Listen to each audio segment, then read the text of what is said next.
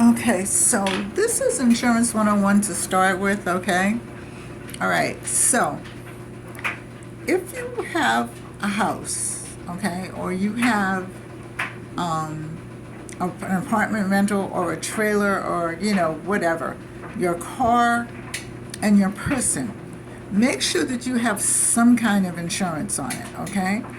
You may not be able to afford the full Monte, but I'm just saying, make sure that you have apartment insurance. Now, I think, and I'm not sure, and I will look that up, that you can have apartment insurance if you have car insurance, and I think it's like 5 or 10 or 15 extra dollars. I will look that up.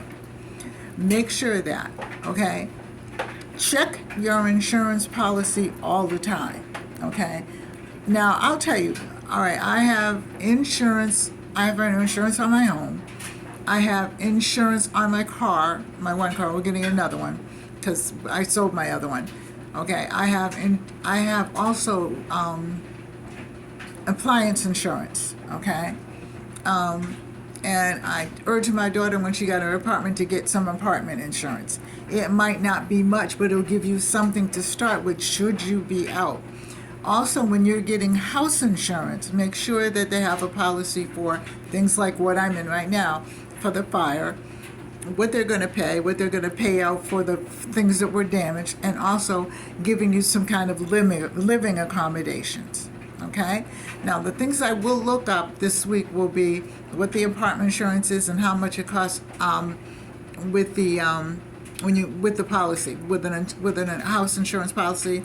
Well, if you have a house insurance, you don't need apartment insurance, but you can get it when you have car insurance, and it's much cheaper. Okay, so I will look what it does. Now, we have USAA. I say to anybody, okay, listen up. If your father belonged was in the service, if your brother was in the service, if your uncle was in the service, you may go in under them. If your grandfather was in the service, you may go in under them. You just have to find out what his numbers are and his DD 214 and all that. Pretty easy to find. Okay, I would go with USAA, but there are some other ones. Progressive is good. State Farm is good. And I think there's another one, but those are the ones that I know of that I've had.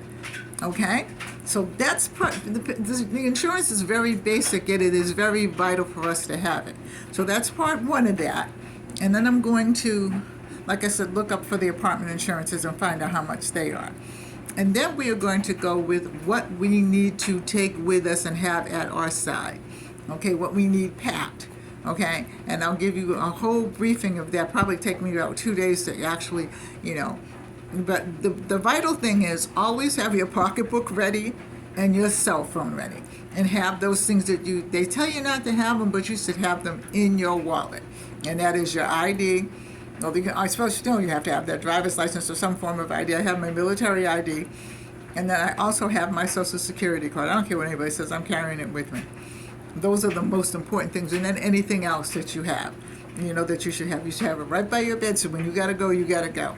But we're going to talk about, survival tactics and how to survive certain things and how to walk out with, like I said, because of the way that we're going with hurricanes and floods and tornadoes and all that, you need to be ready. Okay, so I gave you so much for the insurance, and I'll do some more study on that because I don't know much about apartment insurance, okay? But I love you all. Take care. God bless. I'm in the laundry room. Stay safe. Hold your family close. Okay? Good night. See you tomorrow, God willing, and the creek don't rise.